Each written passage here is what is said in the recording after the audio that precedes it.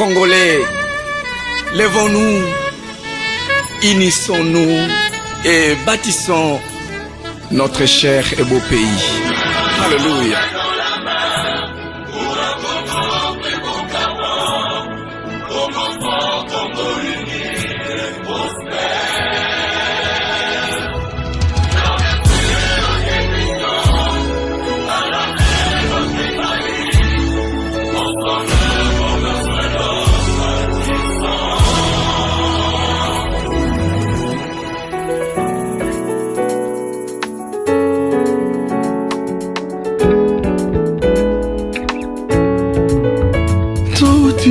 Kabayama tokatisa bambonge bibale tala nzambe ya telemi po asala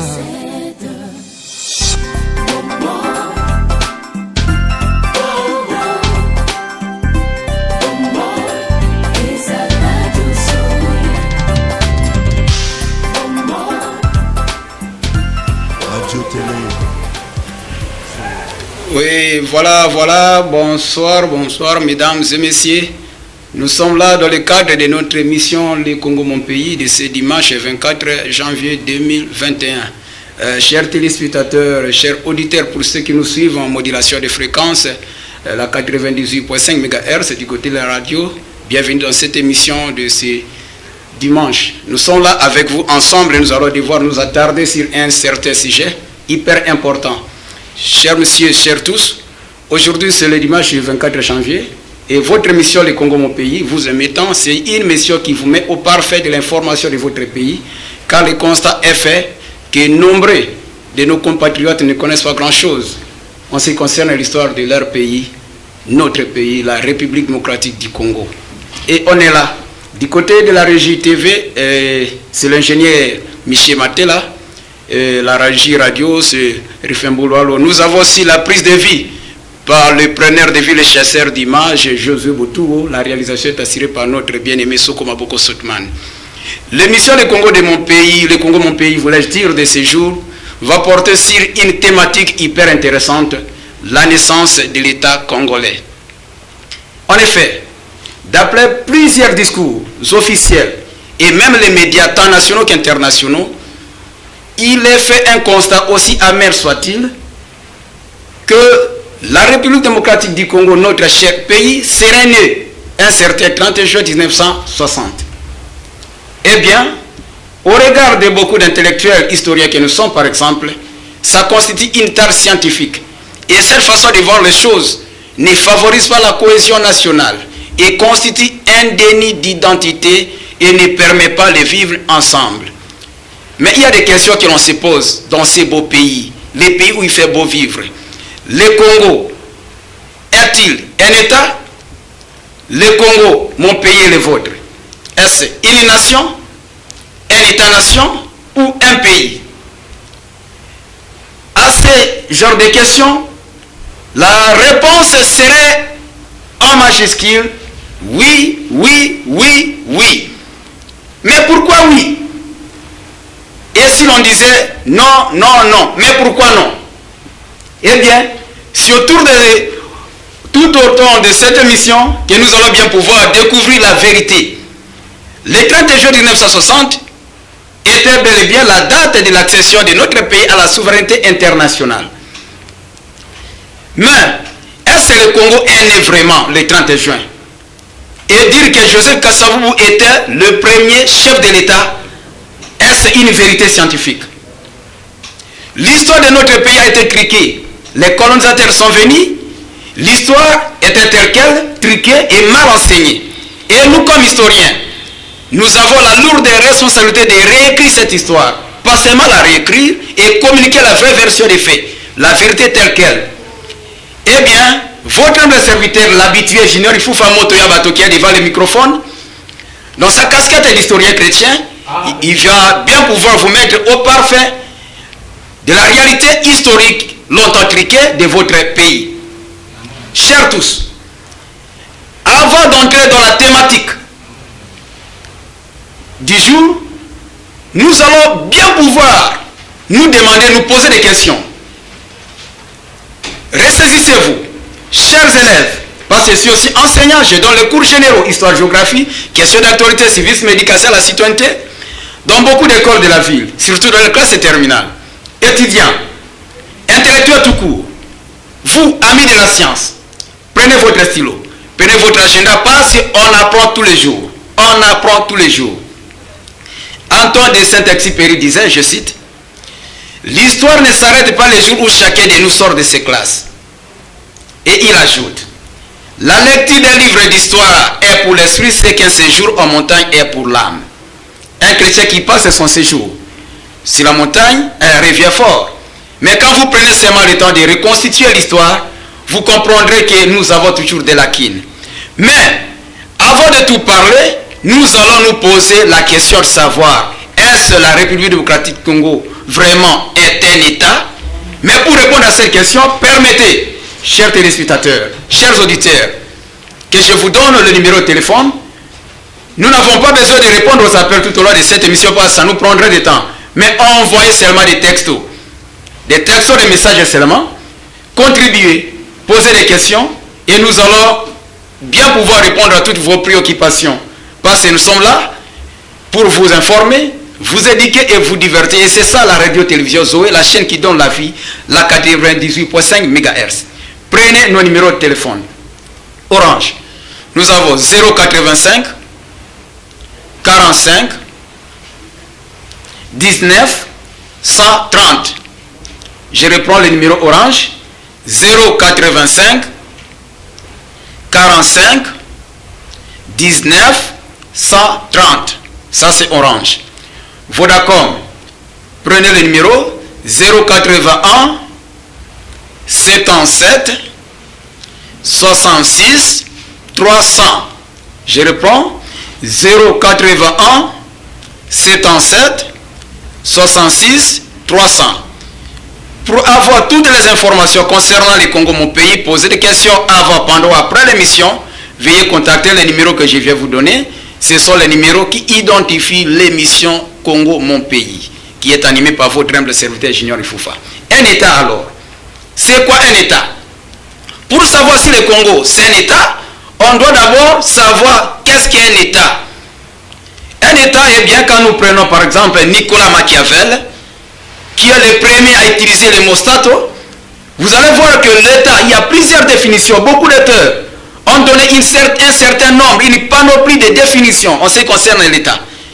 Mais moi, je vais vous proposer une définition aussi simple soit-elle, mais qui doit pouvoir répondre à tous les éléments essentiels sans lesquels on ne peut pas parler de l'État. Eh bien, l'État, c'est une organisation politico-administrative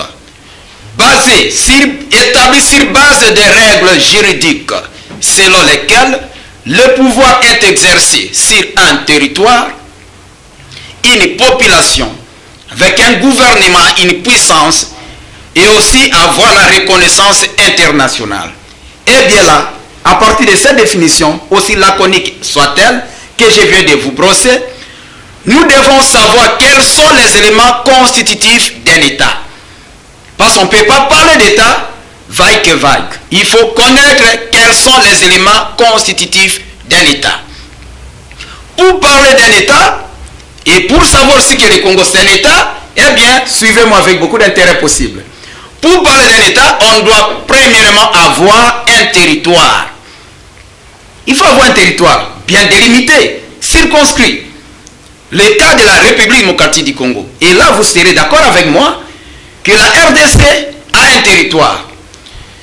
2 345 410 km², qui est la superficie de la République démocratique du Congo, eh bien, sur le territoire. Et le territoire ici, ce n'est pas seulement l'espace terrestre, l'espace aérien, l'espace maritime, ainsi de suite. Nous n'allons pas nous attarder là-dessus. Il faut d'abord avoir un territoire. Et à ce premier élément, est-ce que le Congo a un territoire? Est-ce que le territoire que le Congo a aujourd'hui est né à partir du 30 juin 1960? Et vous allez comprendre avec moi, chers enseignants, vous qui donnez les cours généraux, histoire, géographie, ainsi partout, les assistants des travaux, arrêtez de dire à nos enfants que l'État congolais est né le 30 juin 1960. S'il vous plaît. ne portez pas un coup fatal à mon pays. La RDC, c'est mon pays, je l'aime bien. Et tant qu'historien, suis jaloux quand j'entends des choses comme ça, dire que Félix Antoine Tshisekedi Tshilombo, c'est le 5e chef de l'État, eh bien c'est une tare scientifique impardonnable. Félix Tshisekedi ne peut pas être le 5e chef de l'État. Il est le 11e et je vais vous prouver scientifiquement. Le premier élément, c'est le territoire.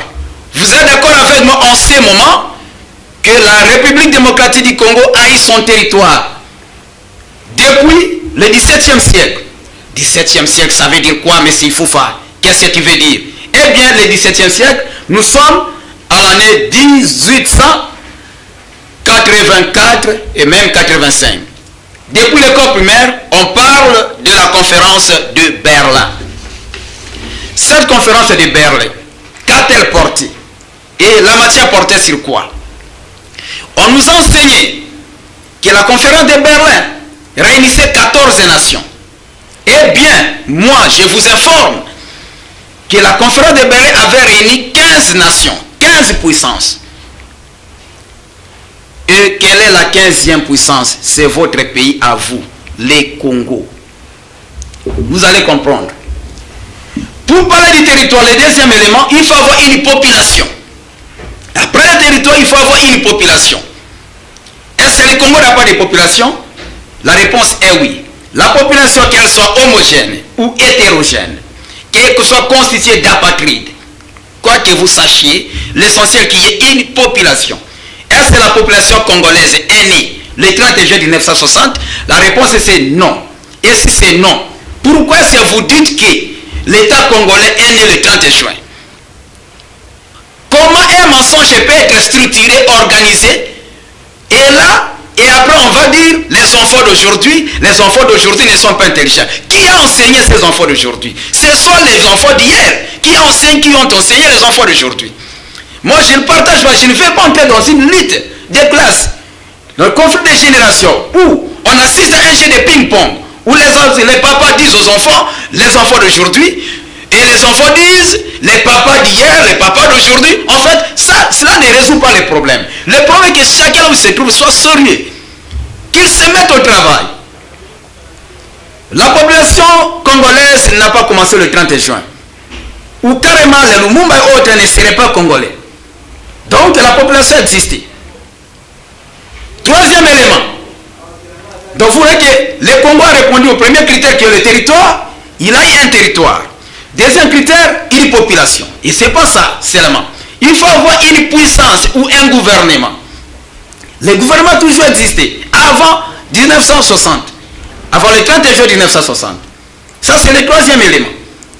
Et aussi et surtout, nous ne devons pas oublier la reconnaissance internationale et la capacité pour cet État lambda d'entretenir des relations avec les autres États. Et là, nous parlons de la diplomatie, les relations internationales. Est-ce le Congo d'avant le 30 juin 1960 avait entretenu les relations avec d'autres puissances? C'est la question sera oui.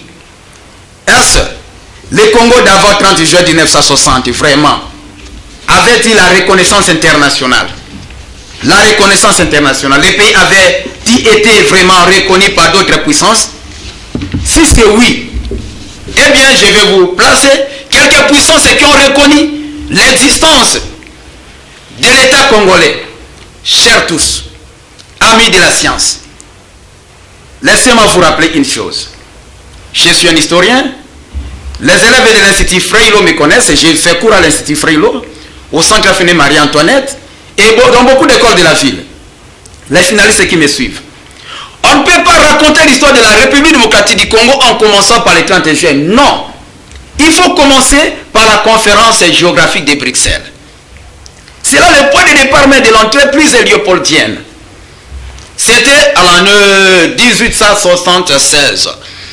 Conférence géographique de Bruxelles. Je ne vais pas m'attarder là-dessus. Il y avait l'Association internationale africaine, AIA, qui avait comme étoile les drapeaux bleus et étoilés d'or, qui signifiait littéralement l'espérance et qui lui donne les ténèbres africains. Il y avait aussi ce que l'on a appelé l'AIC, Association internationale du Congo. Il y avait ce que l'on avait appelé le comité d'études du Haut-Congo. Il y avait ce que l'on avait appelé l'État indépendant du Congo. On a parlé du Congo belge. On a parlé de la République du Congo. Là, je suis un certain jeudi 30 juin 1960. Sachez-le bien. L'indépendance de notre pays a été proclamée le jeudi 30 juin 1960. Mais nous ne sommes pas encore là. Reculons encore. Vous avez compris que, puisque nous avons énuméré les éléments constitutifs d'un État, un territoire, le Congo en avait bien avant, une population, un gouvernement, une puissance publique, et aussi la reconnaissance internationale. Chers tous, la reconnaissance internationale, donc, qu'est-ce qui est faite? Vous allez voir les cas les plus tels que l'Allemagne, par exemple. L'Allemagne, c'est une grande puissance. Dans ce cas-là, l'Allemagne avait reconnu l'existence d'un État sous le nom de l'Association internationale du Congo le 8 novembre 1884.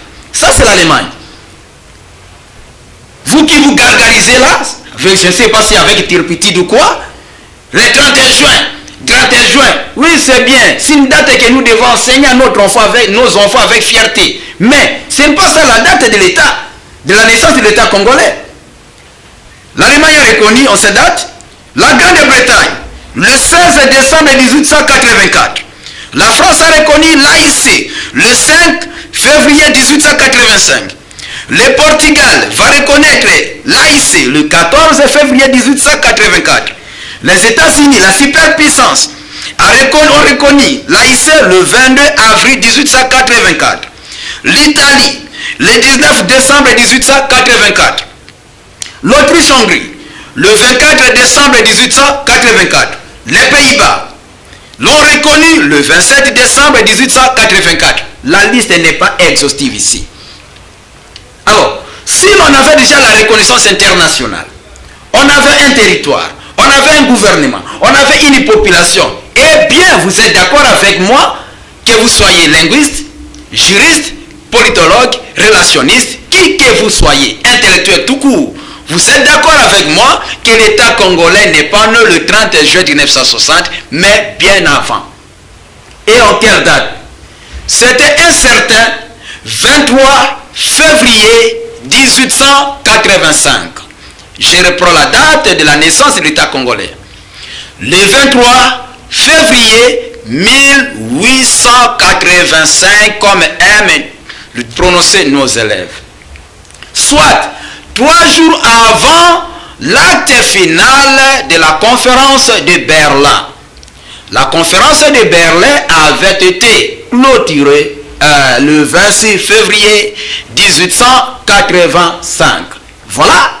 Depuis le 23 février 1885, l'État congolais était reconnu sur le plan international comme un État naissant, comme un État souverain. Aux 14 puissances qui prenaient part, s'ajoutait alors le 15e qui était l'AIC, l'Association internationale du Congo. Ça, c'était la dénomination qui portait l'État en cette période-là. Vous comprendrez quand nous allons progresser. Retenez cette date bien.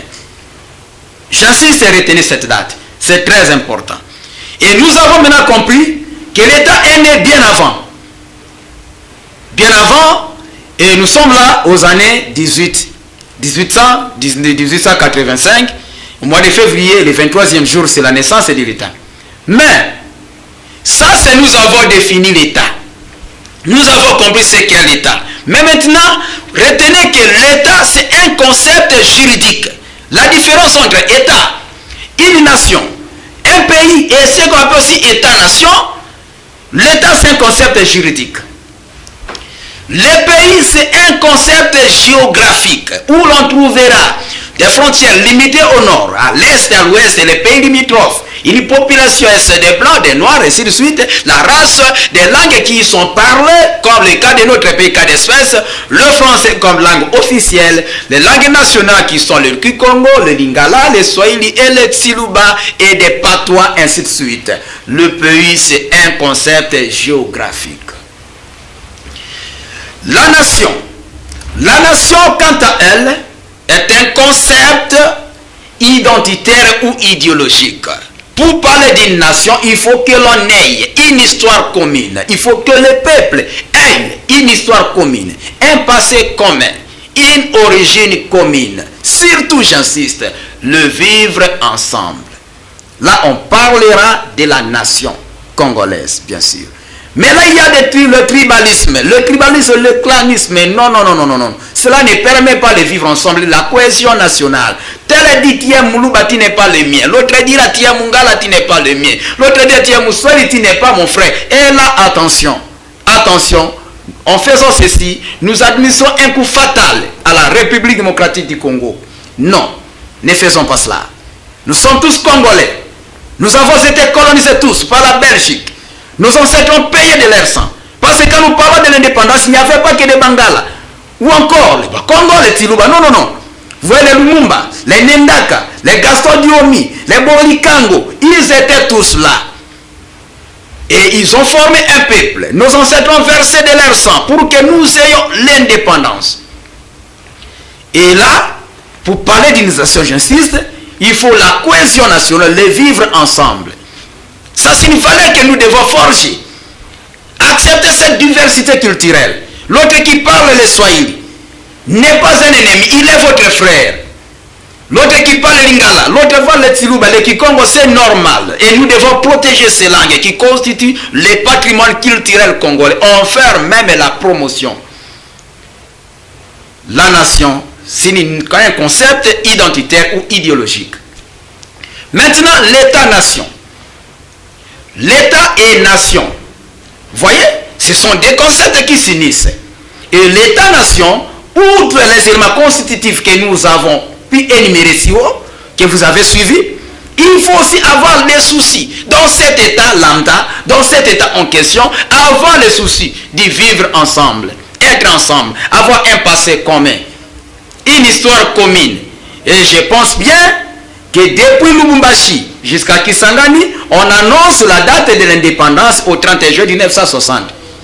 Et même ici, à l'ouest, aussi du au nord, c'est la même date.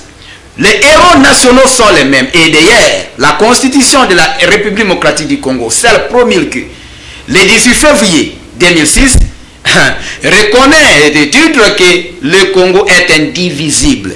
Toute tentative de balkanisation de notre cher pays est érigée en infraction, même de haute trahison. Nous sommes là, nous évoluons, nous continuons. Vous avez compris avec moi que le Congo est un État. Quant à la question de savoir, le Congo c'est un pays? Oui, c'est un pays. Est-ce que le Congo c'est une nation? Quitte à vous d'abandonner ce que vous faites là. Il y en a qui pensent que le Congo n'est pas une nation. Dès lors que les Congolais sont petits, les Congolais se trahissent les uns des autres. Les Congolais ne veulent pas voir leurs amis vivre. Non. Quand on n'aura pas les vivre ensemble, le concept de nation aura été toujours hypothétique. Regardez certaines nations comme la nation juive, avec l'armée la plus patriotique, le Tchad israélien. Regardez un peu. Regardez les députés au niveau de la Knesset israélienne. Même qu'il y a débat, eh bien, j'aime les Congolais. Parce que les Congolais savent toujours transcender leurs divergences quand il s'agit de sauvegarder l'unité nationale. On a vu l'entrée de l'AFDEL avec Laurent Désiré Kabila. Ces Congolais, ils ont fait montre d'un héroïsme terrible. On chassa les Rwandais, non pas par xénophobie, mais parce que la patrie était en danger. Parce que je suis contre la xénophobie, mais je suis pour le patriotisme. Voilà, nous continuons. Je réponds le numéro de téléphone. Besoin de vos SMS, des textos, pour contribuer, poser des questions. 085 45 19 130. Je réponds 085 45 19 130. 081 77 66 300. 081 66 77 pardon 66 300. Nous parlons de la naissance de l'État congolais dans le cadre de votre émission Le Congo mon pays, qui a toujours été animé par votre humble et habitué serviteur Junior Ifufa Moto Yabato. En fait, nous continuons. Maintenant, la deuxième interrogation, outre celle que nous avons épinglée, de savoir l'État congolais était-il né le 30 juillet 1960, la réponse est non. L'État congolais est né depuis le 23 février 1885. La question qui va suivre est celle de savoir qui était le premier chef de l'État. Et pas seulement de savoir, de connaître le premier chef de l'État, la question que l'on va encore se poser, celle de savoir, parce que j'ai fustigé le comportement qui n'est pas scientifique, qui consiste à dire que Félix Antoine Tshisekedi était le 5e chef de l'État. Non, je ne veux pas, ne me chercher pas de problème. Les médecins maîtrisent la médecine. Eh bien, l'historien maîtrise son histoire. J'ai 2 pieds sur terre. N'est-il plus ça qui interdit ces motos Yabato, qui interdit ça dans sa casquette d'historien chrétien? Et encore, quand nous aurons compris que le Félix Tshisekedi n'est pas le 5e chef d'État, et je vous ai dit, il est le 11e. Maintenant, vous m'attendez avec une grande question. Veuillez bien nous citer les noms de ces chefs d'État qui ont dirigé ces pays depuis 1885 jusqu'à Félix Tshisekedi. Ne croyez pas que je serai perdu. J'ai mes réponses à moi. Je vais devoir vous donner. Mais, faisons une rétrospective. L'État, vous avez compris, vous serez d'accord avec moi que l'État était déjà indépendant depuis là. Là, ici, directement notre État indépendant du Congo. Les noms même d'État indépendant du Congo ne vous dit pas quelque chose. Vous croyez que les Blancs avaient vraiment accepté que les pays portent ces noms d'État indépendant du Congo par courtoisie, parce qu'ils avaient peur des Congolais? Non, parce que c'était la vérité. Parce que c'était la vérité. Et quand le Congo, l'État est né, le 23 février 1885, eh bien entendu, ça serait, j'utilise bien les conditionnels, ça serait Léopold II qui serait le premier chef de l'État. Et là, il va falloir encore expliquer la différence entre chef de l'État et le président de la République. Chers tous, le mot même République vient là de res publica, chose publique. Et ça signifie littéralement que ne peut être président de la République que quiconque a une expression populaire. Le pouvoir doit venir du peuple. Quand le pouvoir politique vient du peuple, et là on est dans une république. Voilà pourquoi on accéda à l'indépendance après qu'on a eu les élections et on devait appeler le pays République du Congo. En 1960, le pays portait le nom de République du Congo. Pas s'il y avait eu les élections, quoique le régime était parlementaire, parce que nous savons aussi le Parlement qui a voté ainsi de suite. Bien sûr, nous continuons. Mais maintenant, les chefs de l'État, quand les rois, quand le pouvoir politique vient d'une famille, d'une dynastie, on parle alors d'un royaume. Mais le roi est un chef de l'État. Ça dépend d'un régime à un autre. Les sultans, comme on en avait décrit ici, les sultans c'est un chef de l'État. Le président de la République aussi c'est un chef de l'État. On peut être à la fois chef de l'État et il est président de la République. C'est normal. Comme Félix Antoine Tshisekedi Tshilombo, il est président de la République, il est aussi chef de l'État. Maintenant je dis, quand vous prenez le pouvoir par la force, par un putsch, le coup d'État, vous serez chef de l'État. Mais l'appellation de président de la République ne vous ressemble pas. Pourquoi? Parce que vous n'avez pas eu l'expression populaire.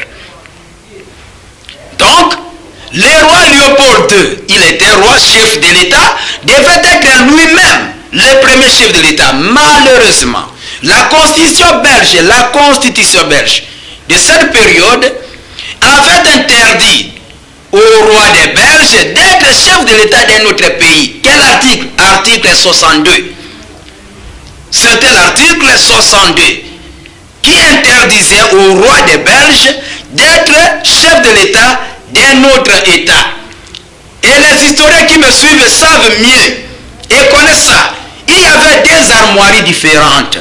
Il y avait l'armoirie pour le royaume de Belgique, il y a aussi l'armoirie pour l'État indépendant du Congo. Deux armoiries avec une seule couronne. Il y avait une seule couronne. Maintenant, comme le roi Léopold ne pouvait pas être le chef de l'État, parce qu'il était bloqué par la Constitution, eh bien, Le roi écrira alors une lettre de plein pouvoir.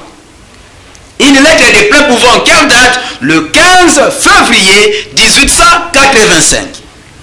Il écrivit en cette date une lettre de plein pouvoir à monsieur Maximilien Strauch.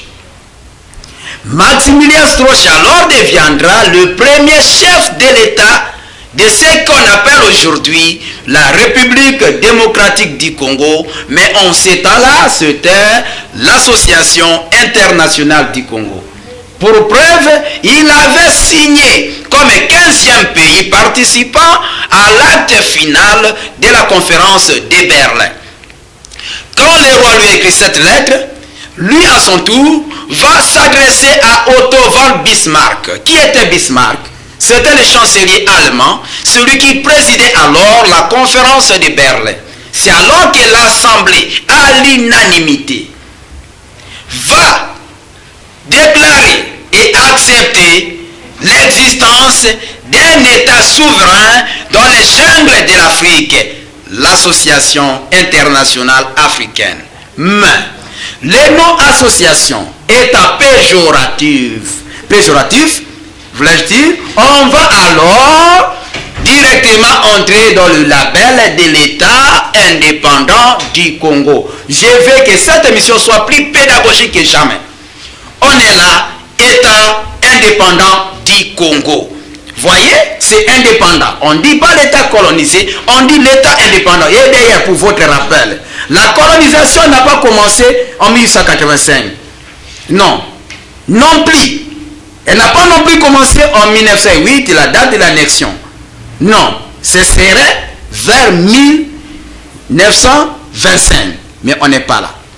Le premier chef de l'État, vous avez su le nom, c'était Maximilien Strauch. C'est lui le premier chef de l'État.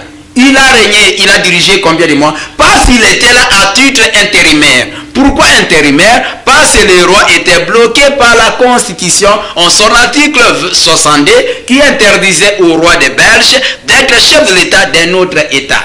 Quel est cet État autre là? C'était l'Association internationale du Congo. Vous voyez? Mais les Belges qui nous ont colonisés reconnaissaient d'ores et déjà qu'il y avait déjà un autre État. Mais vous, Congolais, vous dites sans vergogne que le Congo serait né le 30 juin. Vous voyez? Ça c'est une table scientifique. Et vous poignardez l'histoire, vous truquez l'histoire, ce n'est pas bien. Ce n'est pas bien. Voyez même la Bible. Il y a les livres de chroniques. Il y a les livres de chroniques. Il y a ce qu'on appelle les livres historiques. Un roi, des rois, tout ça, ce sont des livres historiques. Eh bien, c'était toujours nécessaire que nous autres soyons là pour éclairer la lanterne de vous autres. N'ignorez pas votre histoire, s'il vous plaît. Et suivez toujours la radio-télévision Zoé. Un petit repos. Nous allons faire un petit tour. Nous allons demander à M. Matela, s'il est prêt, de nous balancer un extrait. L'état de vous détendre un peu. Vous voyez la matière. Nous l'avons vraiment bombardé.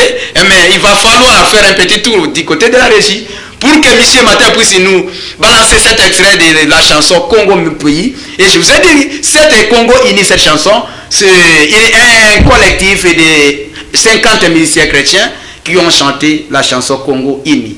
La régie, si vous êtes prête. tokanga ekuke na satan yopesi tozalaki loko makasi mpona bomoko tozalaka nango awa tokomi oboma bondeko bendela kongo nde ezokweya soboilelo oyo monguna kota apanza fondation totonga elongo kongo ya lelo esengilisanga topesa na maboko totonga elongo.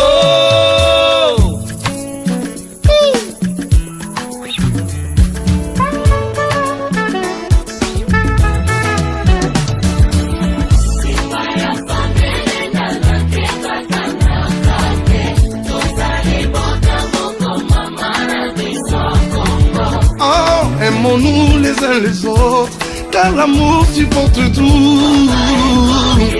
Yeah, yeah.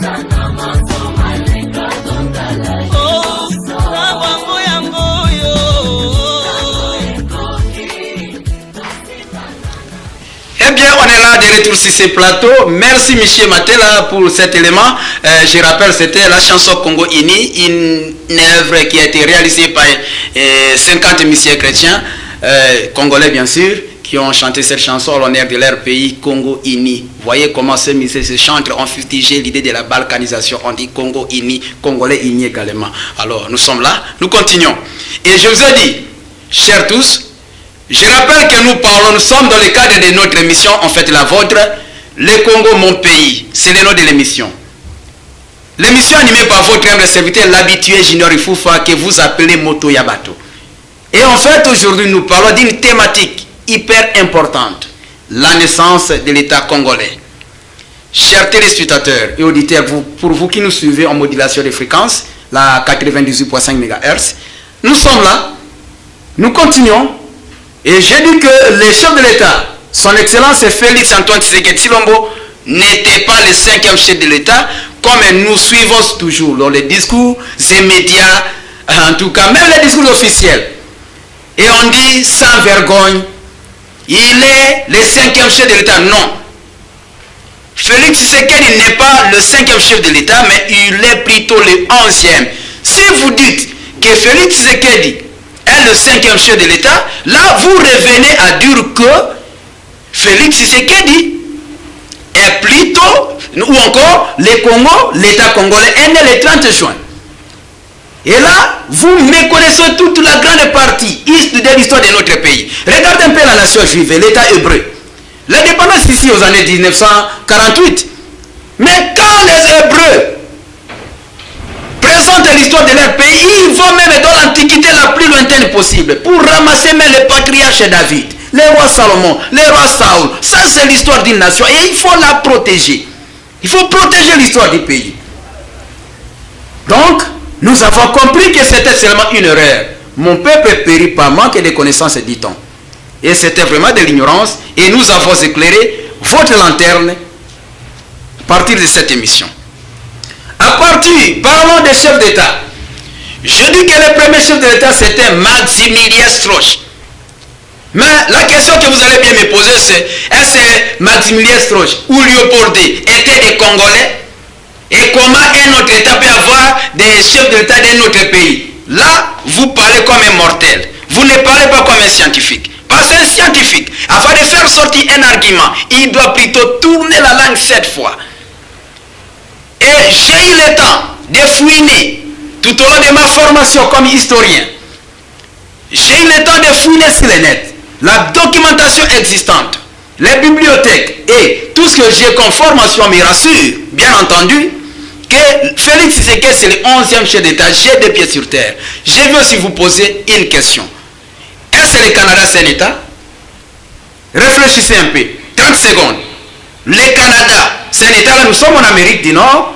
Quand vous traversez déjà les fleuves Saint-Laurent, vous allez trouver un pays là-bas qu'on appelle le Canada. Qu'on appelait autrefois l'Empire des bois et des blés. Regardez un peu le Canada. Et nous voyageons comme des petits sorciers avec vous. Parce que nous sommes intellectuels. Voyez un peu la province de l'Ontario. La province de Québec. Voyez, nous sommes à Vancouver. Terre-Neuve. Alors pour faire quoi? C'est pour voir, c'est mal comprendre qu'est-ce que le Canada. Est-ce que le Canada c'est un État? La réponse sera vraie. Oui, le Canada c'est un État. Je vois le Premier ministre Justin Trudeau. Mais est-ce que le Canada est un chef de l'État qui habite au Canada? La réponse sera non. Le Canada dépend toujours de la couronne britannique. Est-ce vrai? J'ai dit vrai. Moto Yabato, votre humble serviteur, n'est pas quelqu'un à rechercher. Trouvez mon collège Shalom, je suis proviseur là-bas. Et je salue les promoteurs et la promotrice qui me suivent, tous les anciens du collège Shalom, les élèves qui me suivent en ce moment. Moto Yabato est enseignant au collège au centre infirmier Marie-Antoinette. Je salue le préfet Bruno Ngambi, même le directeur des études d'Odenti Kala, tous les finalistes qui me suivent en ce moment. Moto Yabato est journaliste à la radio-télévision Zoé. Venez mes chers, vous allez me trouver. Donc le Canada dépend toujours de la couronne britannique. Ce n'est pas pour autant non plus qu'on va dire que le Canada n'est pas un État. Et d'ailleurs, parmi les éléments constitutifs d'un État qu'on a ici, énuméré ici, on n'a pas dit avoir un chef d'État qui habite à ces places. Non, on n'a pas dit ça. On n'a pas dit ça, nulle part. Restons scientifiques. Évitons les sentiments. Et d'ailleurs, laissez-moi vous dire qu'il n'existe pas d'État en exil, mais il existe des gouvernements en exil. Avec une rébellion, ça peut arriver dans n'importe quel pays et que le gouvernement, la force loyaliste, le gouvernement s'est exilé quelque part. Ça, c'est un gouvernement en exil. Mais on n'a jamais entendu parler d'un État en exil. Ça n'existait pas. Il n'y a pas d'État en exil, mais le gouvernement peut être en exil. Voilà, le gouvernement n'est qu'un des éléments constitutifs de l'État. Nous avons compris que le premier chef de l'État, c'était Léopold, c'était Maximilien Strauch. Maintenant, quand le Parlement belge aura unanimement adopté maintenant la révision constitutionnelle donnant à Léopold II le pouvoir d'être le chef de l'État d'un autre État, alors il deviendra le deuxième chef de l'État, que j'appelle d'ailleurs le Congolais Léopold II. Ça, c'est encore époustouflant. Vraiment, c'est époustouflant. Léopold II Congolais, mais il est plus Congolais que moi. Il est plus Congolais que vous. Laissez-moi vous dire que Léopold est plus Congolais que vous et moi. Il a souffert. Vous ne pouvez pas vous imaginer des choses que Léopold a souffert pour avoir le pays que nous l'avons, cet État congolais, dans la dimension continentale. C'est lui le deuxième chef de l'État. Il a travaillé. Il faut reconnaître les efforts de Léopold. Il a souffert vraiment pour que nous ayons cet État, même la pacification des pays, la lutte contre la maladie du sommeil, ainsi de suite. La superficie que nous avons ici, c'est l'œuvre de Léopold. Pourtant, il n'avait même pas foulé ses pieds dans ces pays, que j'appelle historien géographe autodidacte. Léopold. C'est un historien géographe autodidacte. Léopold va diriger depuis le 30 avril 1885 au 15 novembre 1805. 30 avril, c'est la date qui a eu amendement de la constitution de l'article 62 qui autorisait au roi Léopold d'être chef de l'État d'un autre État dans les jungles de l'Afrique.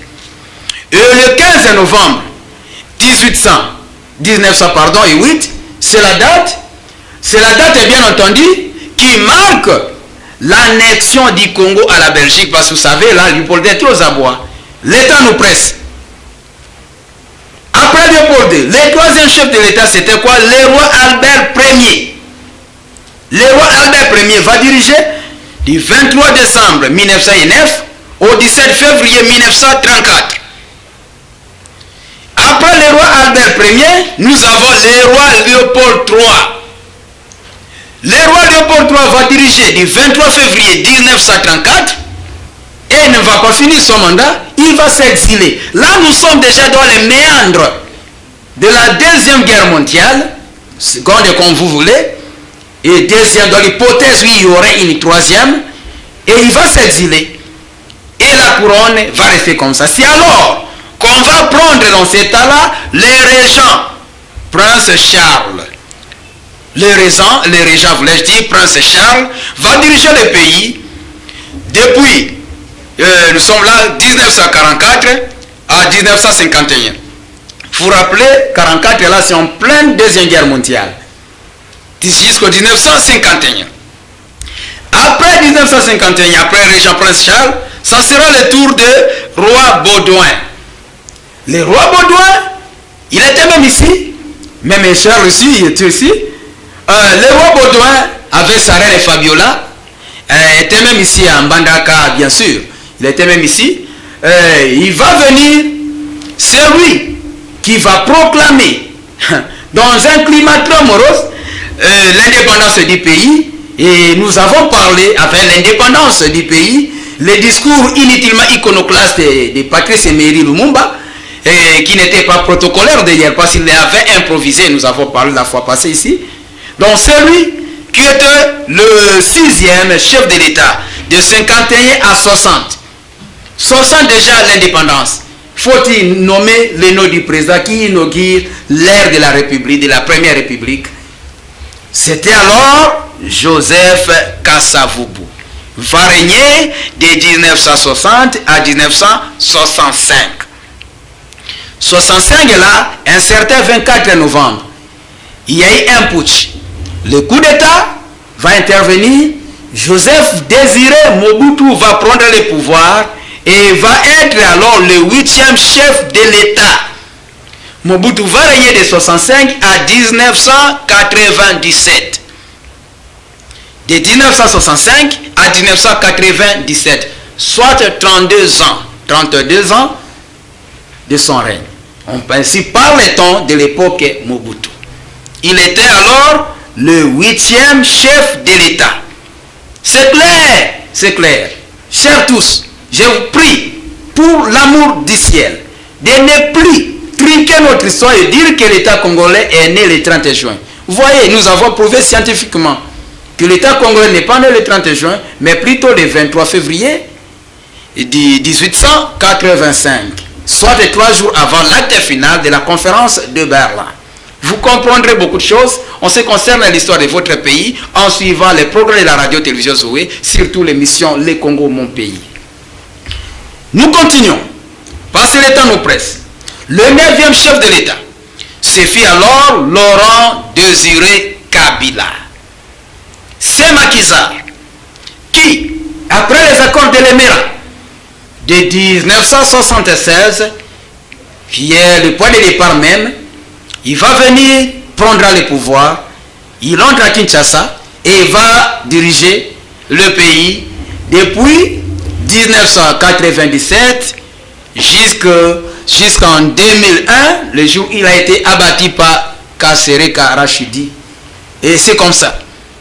Donc il était le 9e chef de l'État, Laurent Désiré Kabila.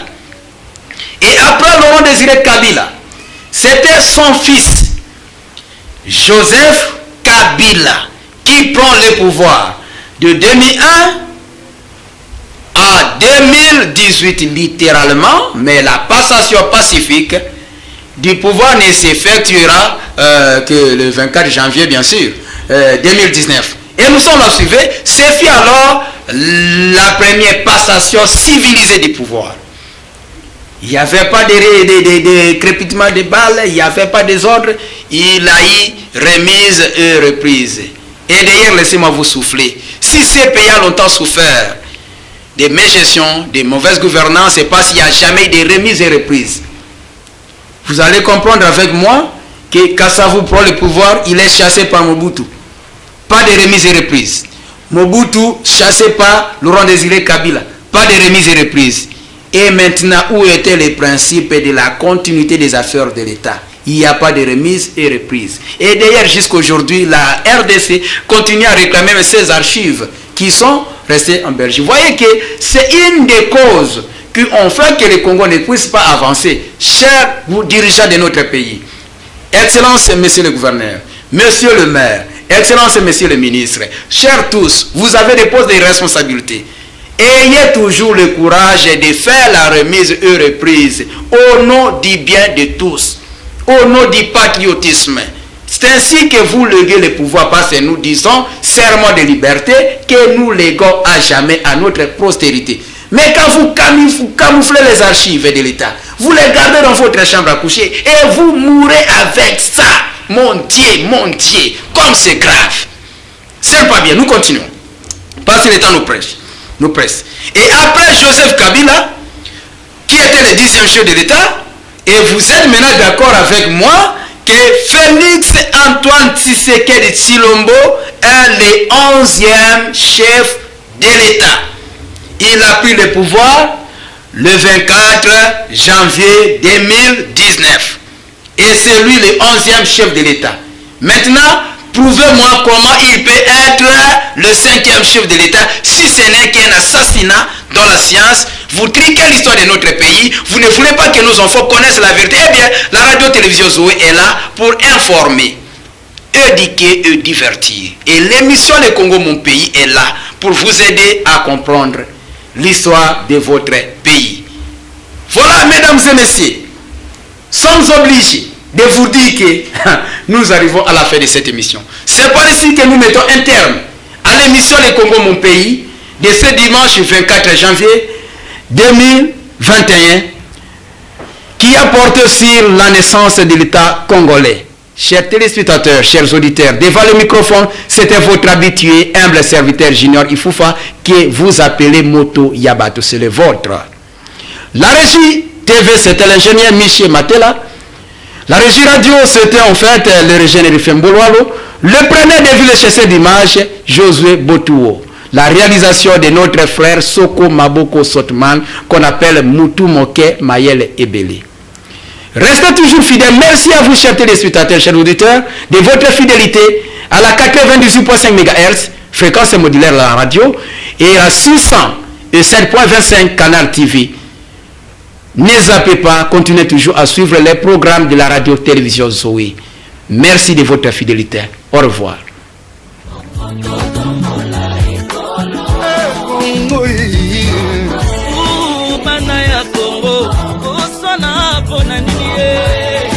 Batoto ya Congo